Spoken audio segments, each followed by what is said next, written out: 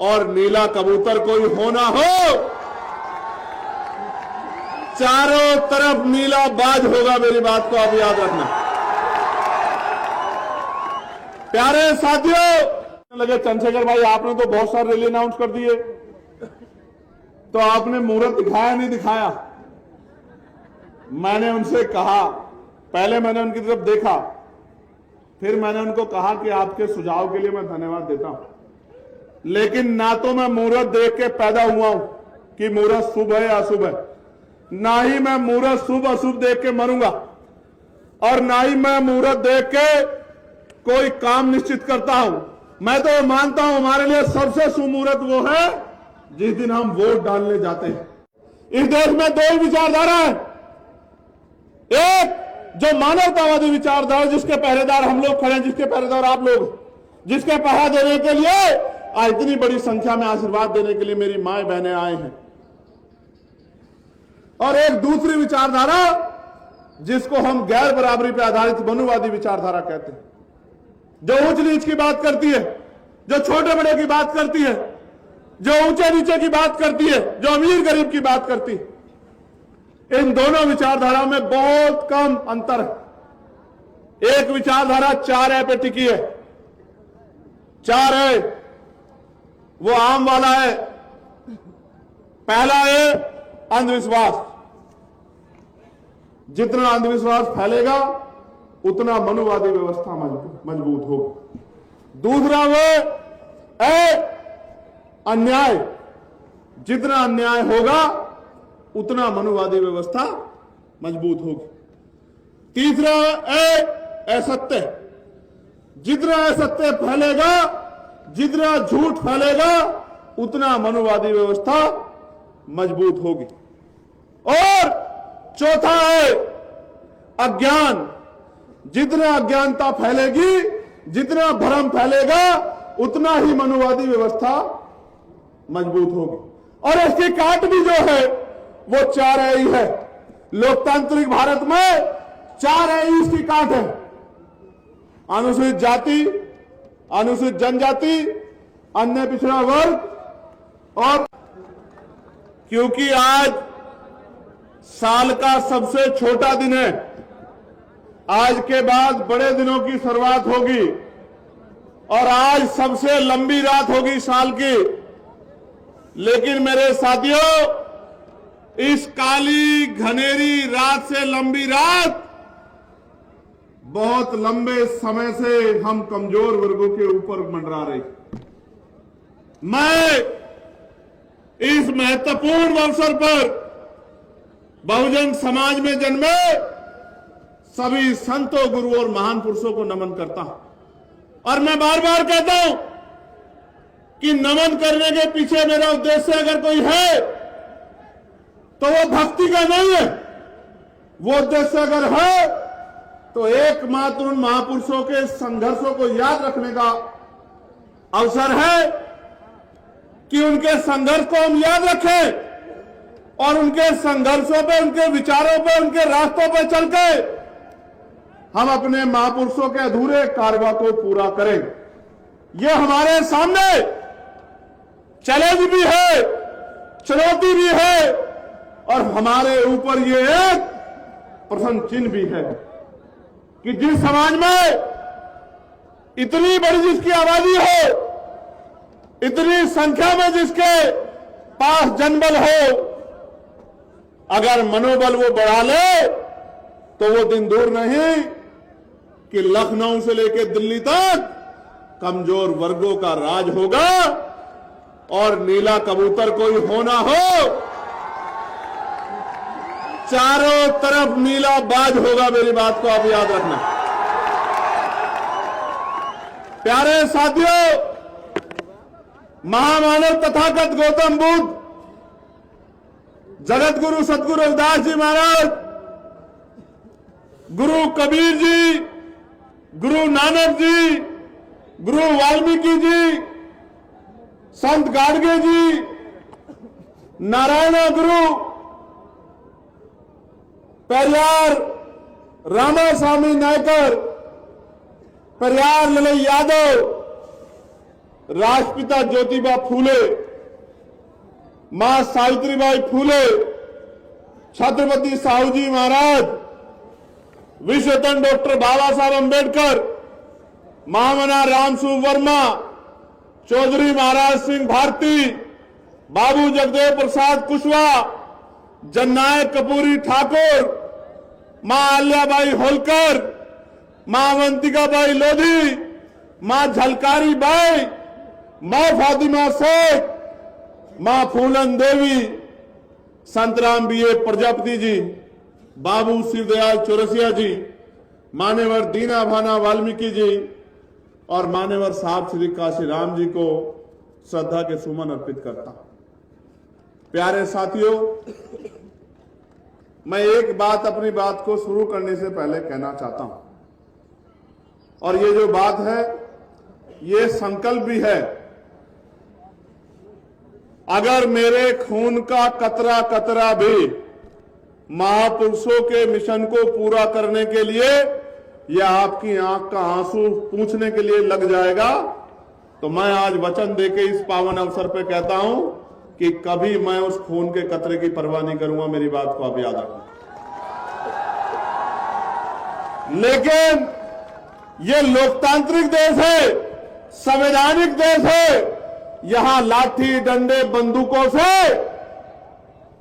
आप हिंसा तो कर सकते हैं, लेकिन स्वाभिमान सम्मान का जीवन प्राप्त नहीं कर सकते। और हमें अपने महापुरुषों से सीखना पड़ेगा। अगर हमारे महापुरुष चाहते तो वो हिंसा का रास्ता इख्तियार कर लेते, लेकिन हिंसा हमारे महापुरुषों ने हमें नहीं सिखाई। हम संविधानवादी लोग, अगर हमें कोई कटु शब्द कहता है तो हम शब्दों के बाणों के आधार पर उसका जवाब देते हैं और तर्क के साथ जवाब देते हैं।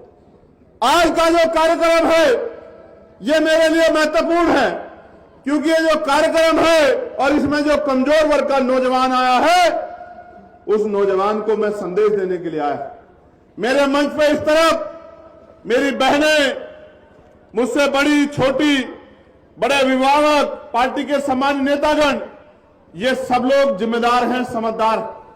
लेकिन असली चिंता आपको लेकर है, असली चिंता आपको लेकर है कि अगर आप नौजवानों ने ये ऐसो आराम, अंधविश्वास, पाखंडवाद का जीवन छोड़ के समाज का नेतृत्व करने के लिए अब निर्णय नहीं लिया, संकल्प नहीं लिया, तो वो दिन दूर नहीं कि हम इस देश में पुनः गुलाम हो जाएंगे, जिस तरह के आज हालात बने हुए हैं देश के अंदर। इसलिए मैं यहां से शुरू करूंगा, क्योंकि कार्यक्रम के संयोजक हमारा पाल समाज का परिवार है, जिनकी इच्छा थी कि मैं यहां आऊं, और आपने जो भाईचारा बनाकर संदेश देने का काम किया है, इससे शाम तक लखनऊ की नींद तो खराब होगी, लेकिन रात में नींद दिल्ली के लोगों को भी नहीं आएगी। मेरी बात को आप याद रखिए।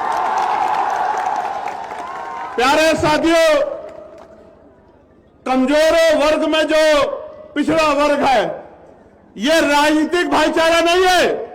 मैं आज के नौजवानों को बता देना चाहता हूं कि इस देश में समता, समानता, बंधुत्व, भाईचारे का जो आंदोलन नायकों के रूप में चलाया है, आज की जाति व्यवस्था में मैं बस आपको बताना चाहता हूं। आप घर जाकर चिंतन मनन करना कि मैंने जो बात आपसे कही वो क्यों कही और आपको करना क्या है। राष्ट्रपिता ज्योतिबा फूले, मां सावित्रीबाई फूले, जिन्होंने शिक्षा का अधिकार दिलाने का काम किया, जिन्होंने अन्याय, अत्याचार, अपमान सहने का काम किया, जिन्होंने उस समय में 2 दर्जन के करीब स्कूल खोल के कमजोर वर्गों के बच्चों को, बेटियों को, बेटों को पढ़ाने का काम किया, वो राष्ट्रपिता ज्योतिबा फूले आज जाति व्यवस्था में पिछड़े वर्ग से आते हैं, जिनको हम सैनी कहते हैं, मौर्य कहते हैं, साक्य कहते हैं, कुशवाहा कहते हैं। ये पूरा एक वंश है, और ये राष्ट्रपिता ज्योतिबा फूले हमारे लिए बाबा साहब अंबेडकर से पहले हमारे नायक हैं, हमारे गुरु। उनके बाद आरक्षण के जो जनक हैं, जिन्होंने 1902 में आरक्षण पिछड़े वर्गों के लिए लागू किया, वो छत्रपति साहू जी महाराज, जिनको हम लोग कुर्मी वंश के रूप में जानते हैं, वो भी पिछड़े वर्ग के, आज की जाति व्यवस्था में पिछड़े वर्ग में आते हैं। उनके बाद जिन्होंने अंधविश्वास पाखंडवाद पर चोट की, ईवी पेरियार रामा नायकर स्वामी, आज का जो हमारा पाल बघेल समाज है वो इसी समाज के रूप में और हमारे नायक के रूप में चमक रहे हैं। पेरियार ललन यादव, बाबू जगदेव प्रसाद कुशवाहा, जननायक कर्पूरी ठाकुर, ये सब महापुरुष जिन्होंने हमें संघर्ष करना सिखाया, सामाजिक न्याय सिखाया, ये पिछड़े वर्ग के लोग हैं। और आप जानते हैं बाबा साहब अंबेडकर ने 3 महापुरुषों को अपना गुरु माना। किनको? महामानव तथागत बुद्ध को, गुरु कबीर को, और जिनको देखा नहीं, क्योंकि बाबा साहब 1891 में अवतरण हुआ उनका और 1990 में राष्ट्रपिता ज्योतिबा फूले यहां से परिनिर्वाण प्राप्त कर गए। जिनको देखा नहीं, उनके संघर्ष, उनके विचार और उनके तमाम तरह के जो कार्य उन्होंने किए उसके आधार पर उन्होंने गुरु माना। तो जिनको बाबा साहब ने गुरु माना वो हमारे गुरु हुए नहीं हुए? आप बताओ, दोनों हाथ उठा के बताओ, हुए नहीं हुए? बहुत अच्छी बात। मैं ये बात आपको इसलिए कह रहा हूं कि ये पिछड़ा वर्ग जो है ये हमारा परिवार है और अपने परिवार के साथ हमें मिलजुल के रहना है। किसी भी कीमत पे हमारा भाईचारा कमजोर नहीं पड़ना चाहिए। इसलिए बात मैंने आपके सामने रखी, क्योंकि समाज जातियों में बटा हुआ है, समाज धर्मों में बटा हुआ है, और क्योंकि हम जाति व्यवस्था में जब पैदा होते हैं तो मेरा चाचा भी मेरी जाति का, मेरा मामा भी मेरी जाति का, मेरी बुआ भी मेरी जाति की, मेरा फूफा भी मेरी जाति का, मेरा दादा भी मेरी जाति का, मेरी मौसी भी मेरी जाति की। ऐसे जाति व्यवस्था के मक्कड़ जाल में हम लोग पैदा होते हैं कि हम जाति को श्रेष्ठ मानते हैं। लेकिन इस देश का कड़वा सच ये है कि पहले वर्ण और फिर जातियां वो लोगों को कुचलने के लिए और ऊंच नीच की भावना को बढ़ाने के लिए इस देश में बनाई गई। एक ही प्रक्रिया से पैदा हुआ बच्चा जिसके माथे पे कुदरत ने कुछ नहीं लिख के भेजा, ना जाति, ना धर्म, ना वंश, उसको इतने भागों में बांट के व्यवस्था ने इस देश में कमजोर वर्गों के लोगों को हाशिए पर रखने का जो षड्यंत्र किया है उससे हमें खबरदार होना पड़ेगा। इस देश में 2 ही विचारधारा है, एक जो मानवतावादी विचारधारा जिसके पहरेदार हम लोग खड़े हैं, जिसके पहरेदार आप लोग, जिसके पहरा देने के लिए आज इतनी बड़ी संख्या में आशीर्वाद देने के लिए मेरी माए बहनें आए हैं, और एक दूसरी विचारधारा जिसको हम गैर बराबरी पर आधारित मनुवादी विचारधारा कहते हैं, जो ऊंच नीच की बात करती है, जो छोटे बड़े की बात करती है, जो ऊंचे नीचे की बात करती है, जो अमीर गरीब की बात करती है। इन दोनों विचारधाराओं में बहुत कम अंतर है। एक विचारधारा 4 पे टिकी है। 4 है वो आम वाला है। पहला है अंधविश्वास। जितना अंधविश्वास फैलेगा उतना मनुवादी व्यवस्था मजबूत होगी। दूसरा वो है अन्याय। जितना अन्याय होगा उतना मनुवादी व्यवस्था मजबूत होगी। तीसरा है असत्य। जितना असत्य फैलेगा, जितना झूठ फैलेगा उतना मनुवादी व्यवस्था मजबूत होगी। और चौथा है अज्ञान। जितना अज्ञानता फैलेगी, जितना भ्रम फैलेगा उतना ही मनुवादी व्यवस्था मजबूत होगी। और इसकी काट भी जो है वो 4 ही है। लोकतांत्रिक भारत में 4 इसकी काट है। अनुसूचित जाति, अनुसूचित जनजाति, अन्य पिछड़ा वर्ग और अल्पसंख्यक समाज, यानी कि SC, ST, OBC और माइनॉरिटी वर्ग के लोग अगर भाईचारा बना ले तो मैं लिख के देता हूं। आज मैं इस गांव में निकल के आया हूं और मैं चैलेंज करके कह रहा हूं, इस क्षेत्र में पहली बार आया हूं, लेकिन अनुभव के आधार पर कह सकता हूं कि इस क्षेत्र में जितने गांव पड़े हैं वो दलित पिछड़े वर्ग के गांव हैं, क्योंकि उन घरों की हालात बताती है कि 75 साल बाद भी वो गांव सुख सुविधा और संपन्न नहीं हो पाए हैं। ये मैंने अपनी आंखों से देखा। अगर कोई घर सामने सड़क पे घर बन गया है तो पलस्तर नहीं है, दरवाजे नहीं है, घर के आंगन में जो व्यवस्था है वो खुद बताती है कि इस परिवार का आदमी सुबह कमाने जाता है, तब शाम के टाइम बच्चों के पेट में रोटी और उनके लिए व्यवस्था होती है। ये किसकी देन है? क्या ये देश गरीब है? नहीं। मैं लोकसभा का सदस्य हूं, मैं लोकसभा में बैठ के हर एक चीज पे ध्यान देता हूं। देश गरीब नहीं है, लेकिन इस देश का धन, इस देश की संपत्ति, इस देश की जमीन चंद मुट्ठी भर लोगों के हाथ में। जब तक धन धरती राजपाट का बराबर बराबर बंटवारा नहीं होगा, तब तक इस देश में सामाजिक न्याय नहीं हो सकता है। मेरी बात को आप याद रखना। देश आजाद हुआ 15 अगस्त 1947 को, गौर करो। देश आजाद हुआ कब? जोर से बताओ, जोर से बताओ। आजादी की आवाज मजबूत आनी चाहिए। कब आजाद हुआ? अभी भी नहीं आई, बहुत कमजोर हो तुम लोग। Good good. देश आजाद हुआ 15 अगस्त 1947 को। संविधान तैयार हुआ 26 नवंबर 1949 को, और संविधान लागू हुआ 26 जनवरी 1950 को। कब लागू हुआ? जोर से बताओ, कब लागू हुआ? असली आजादी कब आई? जब संविधान लागू हुआ और संविधान ने सुनिश्चित किया कि इस देश में कोई भी छोटा बड़ा नहीं, किसी को भी जाति के आधार पर, धर्म के आधार पर, स्थान के आधार पर भेदभाव का शिकार नहीं किया जा सकता।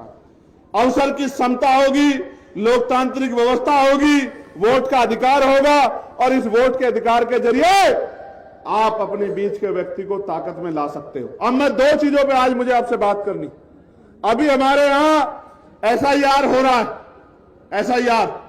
एसआईआर पे डिबेट हुई, पता नहीं आप सब लोगों ने सुनी, लेकिन अगली 5 मिनट में मैं आपको एहसास कराना चाहता हूं कि इस देश में कुछ भी मांगने से नहीं मिला। हर एक चीज के लिए हमें संघर्ष करना पड़ा, छीनना पड़ा।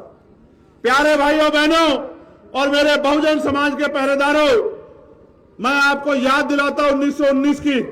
1919 में से पहले इस देश में 3% लोग वोट देते थे। कितने परसेंट लोग? जोर से बोल के बता करो, कितने परसेंट लोग? बहुत अच्छी बात। फिर मॉन्टेगो चेमफोर्ड सुधार समिति आई, सुधार हुआ, और सुधार में तय हुआ कि वोट देने का अधिकार उनके पास होना चाहिए जो टैक्स देते हैं। क्या देते हैं? वोट देने का अधिकार उनके पास होना चाहिए जिनके पास बहुत सारी जमीन है, जो जमींदार। फिर और सुधार हुआ, बहुत सारे लोगों को और उनको भी ऐड करना चाहिए जिनके पास बिजनेस है, व्यापार है, बहुत सारी धन संपत्ति है। और लोग जुड़े, ऐसे लोगों को भी जो राजा महाराजाओं के परिवार के हैं, ऐसे लोगों को भी वोटों में ऐड करना चाहिए। फिर और लोग जुड़े जो बहुत पढ़े लिखे। वोटों की संख्या बढ़ के हो गई 15%। और मैं आपकी जानकारी के लिए बताना चाहता हूं, इस देश में जब इस देश की संख्या, भारत अंग्रेजों के गुलाम था, 30 करोड़ से ज्यादा थी, तब यहां 80 लाख लोग वोट करते थे। सुधार होने के बाद जब बाबा साहब अंबेडकर ने इस बात को देखा, उन्होंने इस बात पर आपत्ति दर्ज कराई और पहली बार बहिष्कार हितकारिणी महासभा के जरिए अपना मेमोरेंडम दिया कि हमारे देश में लोकतंत्र नहीं है, हम गुलामों के गुलाम है, कमजोर वर्ग के लोग, इसलिए वोटिंग राइट सबको मिलना चाहिए। फिर गोलमेज कॉन्फ्रेंस हुई, राउंड टेबल कॉन्फ्रेंस, और बाबा साहब अंबेडकर ने तर्क के आधार पर अंग्रेजों के सामने इस बात को साबित किया कि जब तक अंतिम बालिग व्यक्ति को वोट का अधिकार नहीं मिलेगा, तब तक इस देश में लोकतंत्र फल फूल नहीं सकता है, तब तक लोकतंत्र स्थायी नहीं हो सकता है। मुट्ठी भर पैसे वाले लोग, मुट्ठी भर जमीन वाले लोग, मुट्ठी भर धन संपत्ति वाले लोग राज करेंगे और बाकी लोग उनके अंदर में काम करेंगे, तो कभी लोकतंत्र सफल नहीं हो पाएगा। इसके बाद क्या परिवर्तन हुआ आपको पता है? इसके बाद यह परिवर्तन हुआ कि कमजोर वर्गों को वोट का अधिकार मिला। मैं आपको और जानकारी देता हूं, उन 80 लाख वोटर में एक भी महिला नहीं थी, किसी भी धर्म की, किसी भी जाति की। उन 80 लाख लोगों में सिर्फ पुरुष थे, और पुरुष भी सामान्य जाति के थे, और सामान्य जाति में भी जो संपन्न थे, उन संपन्न जाति के, सामान्य जाति के लोग वोट करते थे। आप महसूस करके देखो, अमीर अगर वोट करेगा तो गरीब को करेगा या अमीर को करेगा? बताओ आप मुझे, किसे करेगा? गरीब को अमीर वोट कर सकता है? इसलिए बाबा साहब ने कहा कि अंतिम व्यक्ति को वोट का अधिकार मिलना चाहिए। और बाबा साहब अंबेडकर की सिफारिशों पे इस देश के करोड़ों दलितों, पिछड़ों, आदिवासियों, महिलाओं और जो अन्य धार्मिक अल्पसंख्यक हैं, वो भी उन सबको, जिनमें जैन हैं, सिख हैं, बौद्ध हैं, मुसलमान हैं, सबको वोटिंग राइट मिलने का काम हुआ। और ये 22 देश संविधान की देन है कि नेहरू जी की बिटिया इंदिरा गांधी जी देश की प्राइम मिनिस्टर बनी, सुचित्रा कृपलानी उत्तर प्रदेश की पहली मुख्यमंत्री बनी, आदरणीय बहन जी कमजोर वर्गों की तरफ से मुख्यमंत्री बनी। ये अगर किसी तरह संभव हुआ है तो ये बाबा साहब अंबेडकर के संविधान में जो वोट का अधिकार है उसकी वजह से संभव हुआ। और बताता हूं आपको, क्योंकि आज ज्ञान का जो सागर है उसको आपके बीच तक लेके आना। इन सब चीजों में ये जो वोटिंग राइट मिला, ये पहले 21 साल के लोगों के लिए था, फिर इसमें परिवर्तन हुआ, 18 साल के व्यक्ति को वोटिंग राइट मिला। तो आपको वोटिंग राइट कहां से मिला, पता लगा आपको? किसने दिलाया आपको वोटिंग राइट? किसने दिलाया? अगर बाबा साहब ना दिलाते तो एक बात याद रखो, आज लोकतंत्र है, वोटिंग राइट है, तो आपके घरों की दीवारें पक्की नहीं है। अगर आपसे वोट का अधिकार छीन लिया जाए तो मैं लिख के देता हूं, आपकी बस्तियों में कोई नेता पैर रखने के लिए नहीं आएगा। आज मेरी बात को आप एफिडेविट लेके लिख लो।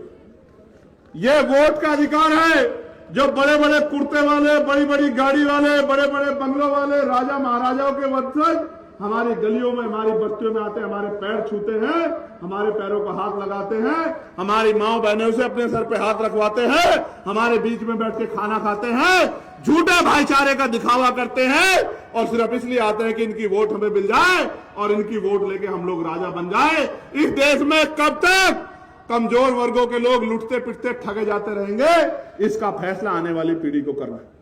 प्यारे साथियों, इस देश में पिछड़े वर्ग के लोगों के लिए काका कालेकर आयोग कमीशन बना। काका कालेकर आयोग से पहले जब 1931 में गणना हुई थी तो 52% पिछड़ा वर्ग था। कितने परसेंट?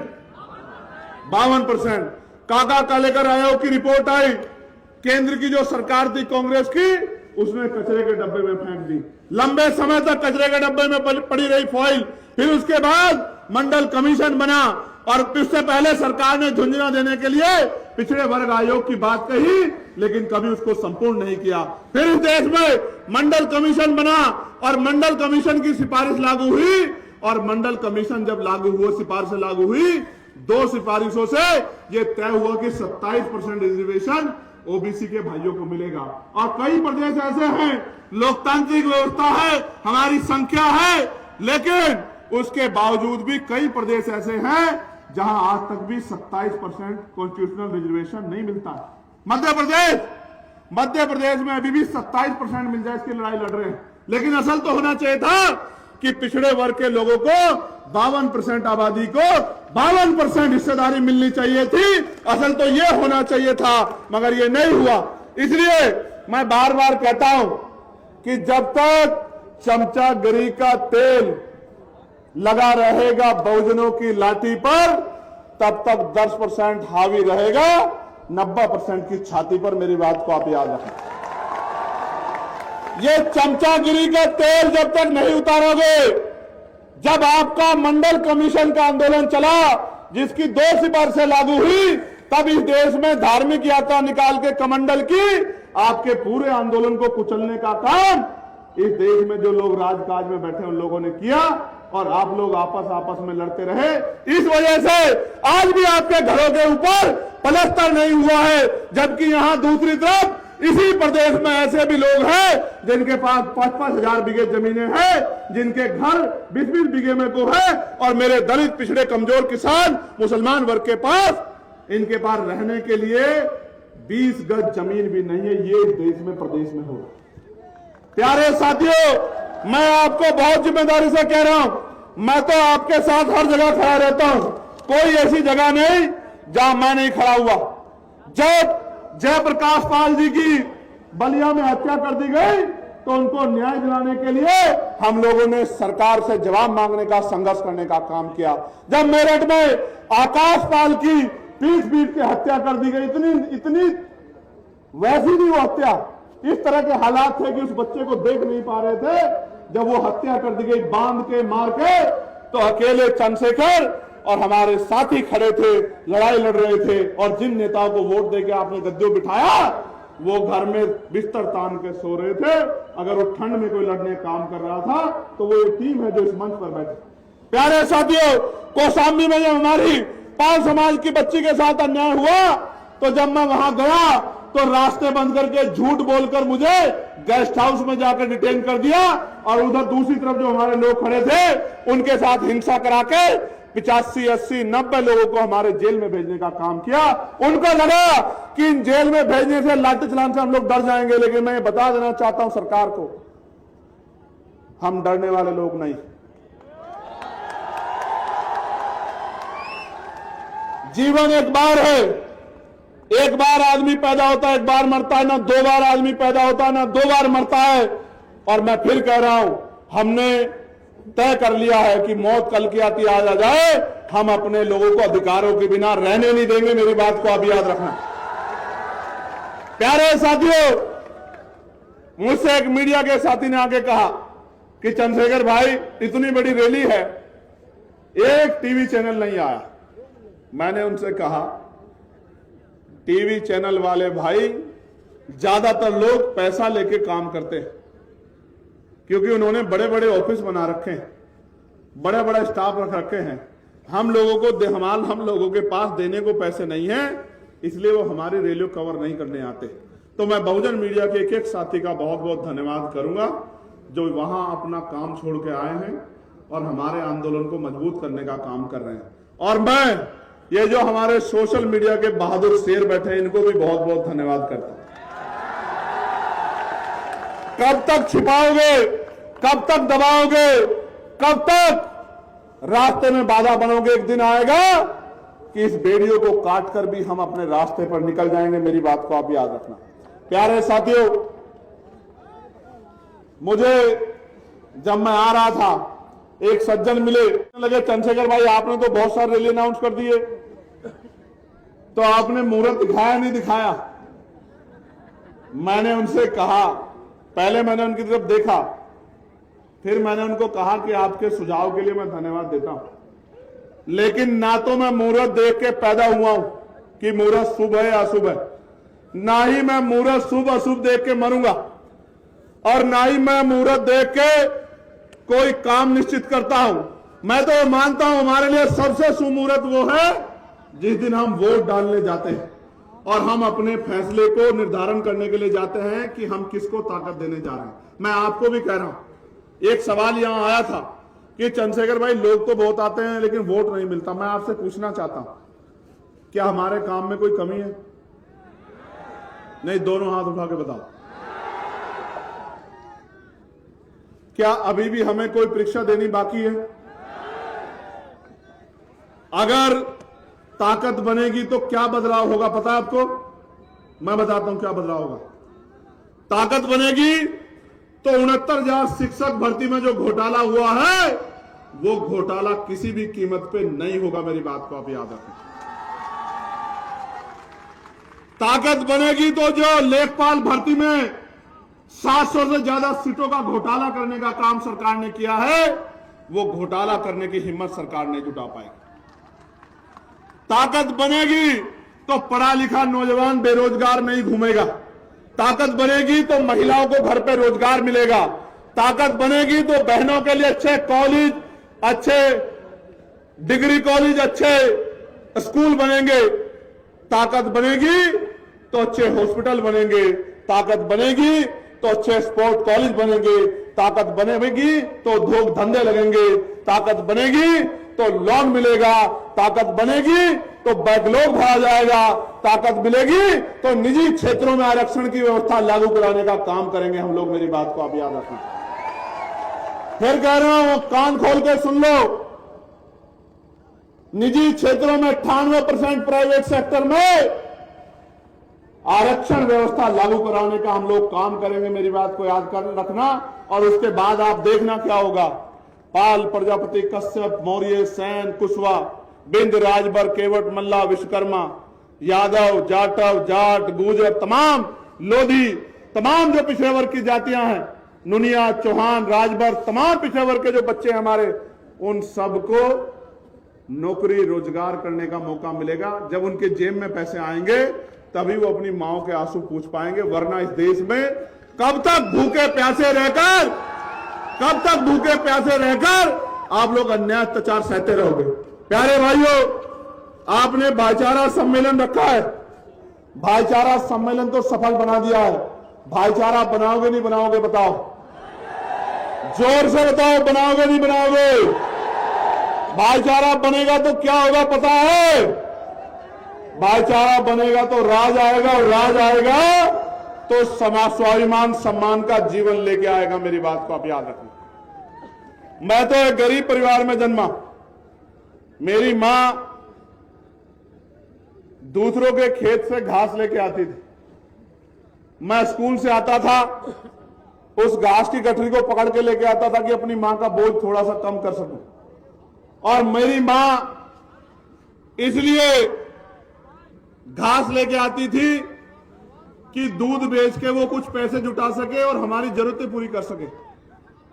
आज भी हमारी माएं बहनें बहुत बड़े पैमाने पे खेत ना होते भी खेतों में जाके घास लाके दूध बेच के अपने घर को चलाने का काम करती। मैं ऐसी मातृशक्ति को जय भीम करता हूं। मैं उस मातृशक्ति की हिम्मत को दाद देता हूं, लेकिन मैं अपनी मां बहनों से कहना चाहता हूं, वो दिन दूर नहीं कि किसी के खेत में मेरी मां बहनों को जाने की जरूरत नहीं पड़ेगी। राजकाज आएगा तो इस सारी सरकारी जमीन का बंटवारा करके गरीबों में बांटने का काम करेंगे हम लोग, याद रखें। मैं फिर कह रहा हूं, भले ही आपके पास नहीं आता हूं, भले ही आपके घरों तक नहीं पहुंचता हूं, भले ही आपसे हाथ नहीं मिला पाता हूं, लेकिन वचन देके कहता हूं, अगर आंदोलन आगे बढ़ता रहा और आपने सहयोग आशीर्वाद वोट के रूप में दिया तो वो दिन दूर नहीं कि हर घर में चंद्रशेखर काम के रूप में आएगा, आजाद समाज पार्टी काम के रूप में आएगी। जब आपके बच्चे को रोजगार मिलेगा, जब आपके घरों में सुख सुविधाएं आएंगी, और जब आंसू आएंगे तो वो खुशी के होंगे इस बात के कि इस बार हमारी ताकत बन गई, हमारी ताकत सफल होगी। इस ताकत को रोकने के लिए बहुत सारे लोग लगे हुए हैं, इस ताकत को रोकने के लिए। और वो ताकत मेरी नहीं रोकना चाहते, वो किसकी ताकत रोकना चाहते हैं? वो आपकी ताकत रोकना चाहते हैं, वो आपको कमजोर करना चाहते हैं। वो ये जानते हैं कि अगर इनकी ताकत बढ़ेगी तो उनके यहां मजदूरी कौन करेगा। मेरी बात को आप याद रखना। उनके बर्तन कौन बनाएगा, उनकी चटाई कौन बनाएगा, उनके खेतों में काम कौन करेगा। तमाम तरह के जो उनके अपमान का जो काम करना पड़ता है वो कौन करेगा, उनके सफाई का काम कौन करेगा, सीवर में कौन उतरेगा, मैला कौन उठाएगा। इसलिए कह रहा हूं, नौजवानों को कह रहा हूं, खूब पढ़ो, ज्ञान में किससे पीछे मत रहो, एक रोटी कम खाओ जो गाडगे जी महाराज कहते थे, लेकिन पढ़ो और पढ़ाओ, ज्ञान हासिल करो, शिक्षा हासिल करके रोजगार की तरफ को बढ़ो, अंधविश्वास पाखंडवाद को जोड़ो, भाईचारा बनाओ और संवैधानिक रूप से संघर्ष करके ऊंची कुर्सियों पे पहुंचो और उन कुर्सियों पे पहुंच के अपने गरीब कमजोर लोगों का हाथ पकड़ने का काम करो, उनके आंसू पूछने का काम करो। मैं और आप एक हैं, मैं भी इसी परिवार से निकल के आया हूं जिन परिवारों से आप निकल के आए। मैं आपके प्यार को जानता हूं, मैं आपके संघर्ष को जानता हूं। मेरी एक आवाज पर चाहे दिल्ली हो या लखनऊ या मुजफ्फरनगर, आप दौड़े दौड़े चले जाते हो, लेकिन मेरे भाइयों दौड़े दौड़े जाने से काम नहीं चलेगा। जब तक आप अपनी बस्तियों में गांव गांव जाके बूथ कमेटी नहीं बनाओगे, सेक्टर कमेटी नहीं बनाओगे, भाईचारा कमेटी नहीं बनाओगे, जब तक अपने क्षेत्रों में एकजुट पे समाज को एकजुट नहीं करोगे, तब तक आप सफल होने वाले नहीं। तो मेरे पास आगे पीछे नहीं आने की जरूरत नहीं, अपने क्षेत्रों को मजबूत करने की जरूरत है। बूथ जीतेंगे तो विधानसभा जीतेंगे, विधानसभा जीतेंगे तो राजकाज बनेगा, और राजकाज बनेगा तो आपके अधूरे सपने पूरे होंगे, आपकी जेब में पैसा आएगा। और जिस दिन आपकी जेब में पैसा आएगा, फिर मैं कहता हूं, जितनी मोटरसाइकिलें मैंने यहां से वहां तक देखी, मैंने कहा था सौरभ से गाड़ी में बैठ के कि ये जो मोटरसाइकिल पे आया है ना, ये मेरा वो भाई है जिसको आंधी तूफान भी मुझसे दूर नहीं कर सकता। मैं इसकी ताकत को जानता हूं, जिसको ना सर्दी की फिक्र है, जिसको ना गर्मी की फिक्र है, जिसको बरसात की फिक्र है, ना आंधी तूफान की फिक्र है। मगर मैं फिर कहता हूं, आप तो मेरे लिए इतना करते हो, अब मेरा नंबर है कि हम सब लोग भी आपके लिए कुछ करें। लेकिन काम तब आगे बढ़ेगा अगर अकेला इंजन जोर लगाता रहेगा तो स्पीड नहीं बनेगी। समझ रहे हो नहीं समझ रहे हो? देखो, चुनाव का समय आ रहा है, जिला पंचायत का, प्रधानी का, क्षेत्र पंचायत का। लाल, पीले, काले, गुलाबी, नारंगी बहुत आएंगे आपके बीच में। लेकिन जब आपकी आंख में आंसू आएगा तो ये नीले झंडे वाला आएगा। आएगा नहीं आएगा? आएगा नहीं आएगा? तो ये लाल, पीले, काले, गुलाबी, नारंगी तो अपने मकसद को आएंगे, झूठा भाईचारा दिखाएंगे, और जब उनका राजकाज बनेगा तो आपके बच्चों की नौकरी को छीन के अपने बच्चों के खाते में ले जाएंगे। और जब आपका राजकाज बनेगा तो हर गरीब को उसका हक मिलेगा। इस बात का मैं आपको विश्वास दिलाता हूं। मैं देशराज जी के परिवार से आग्रह करूंगा कि वो यहां आ जाएं। एक